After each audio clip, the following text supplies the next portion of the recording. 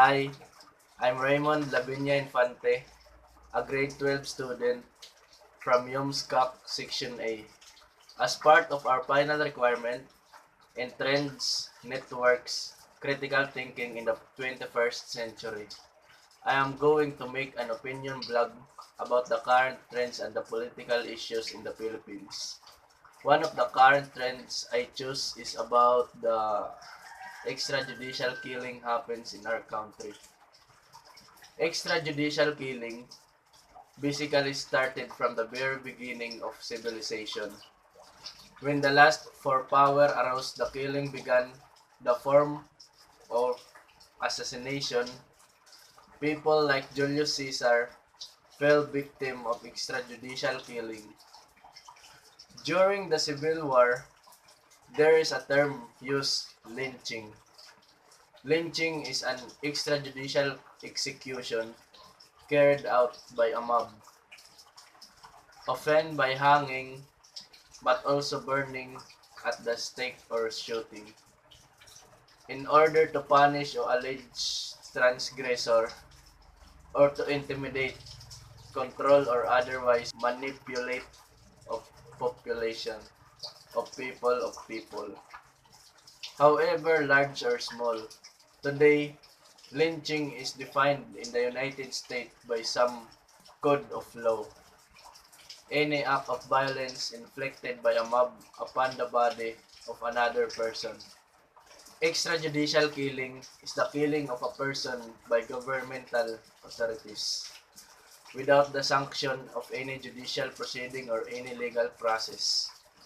For me, I think people around me consider of extrajudicial killing as a killing of someone without due process. It could mean that the person really does have a relationship with the days and non-laban, but it can also mean the person is innocent and did not deserve it.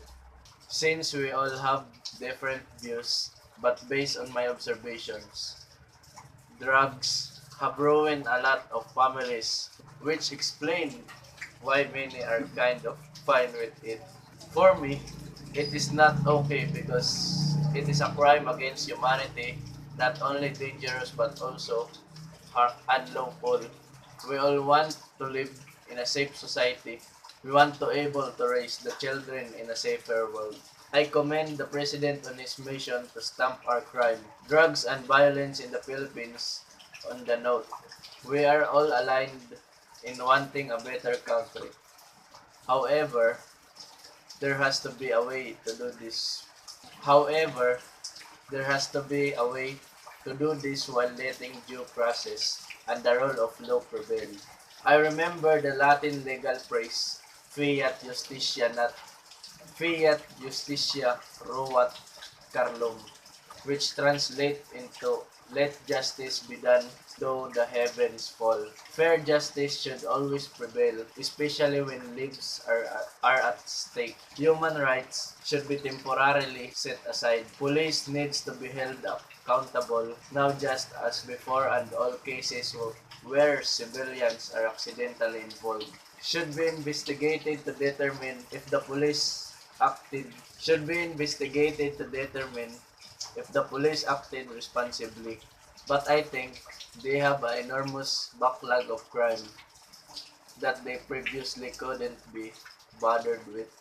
So there will be a higher number of casualties, but both criminals that choose to risk dim lives instead of surrendering, and innocent bystanders until the situation normalities. Hi, I'm Raymund L Infante, a grade 12 student of UMSCOC Section A. I'm going to make an opinion blog about federalism of our country. Federalism is a system of government in which the same territory is controlled by two levels of government. President Rodrigo Duterte has repeatedly stated his plan to change the Philippines from government into federalism. According to the incoming president, this form of government can help the Philippines become a better and stronger nation.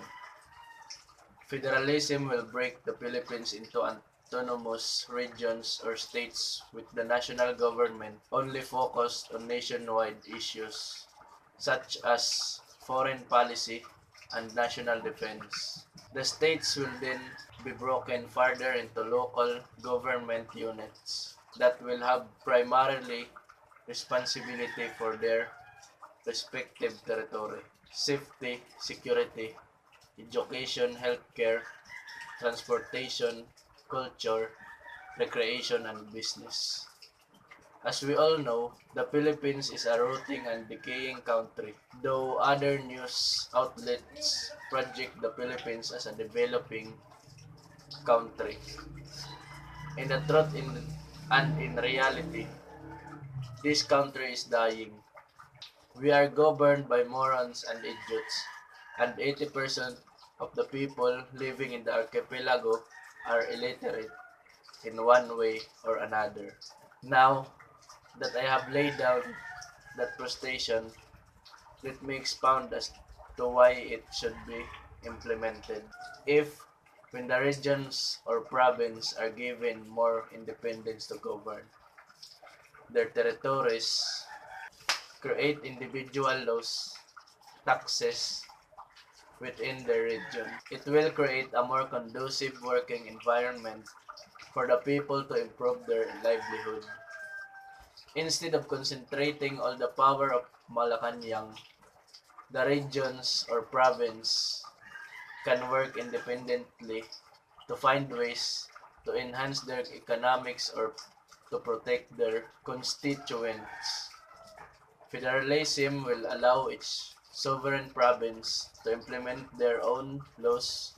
For example, one province might be allow same-sex marriage, while the other may allow use of medical marijuana, each for their own.